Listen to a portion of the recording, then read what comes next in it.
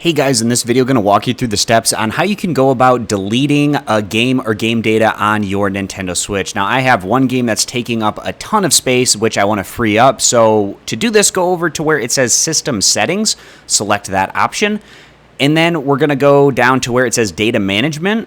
And then once you're in Data Management, go over and click where it says Manage Software.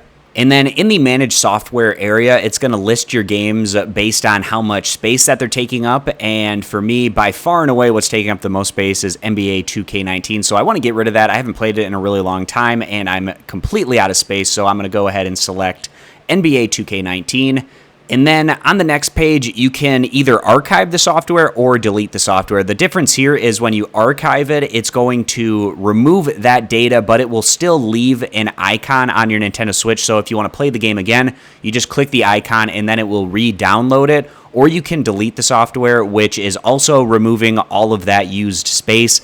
And then it will also remove the icon from your Nintendo Switch. So if you wanted to re-download it again, you'd have to go over to the Nintendo eShop, for instance, and re-download it from that page. So for me, I never play this game, so I'm going to go ahead and click where it says Delete Software, and then click Delete again.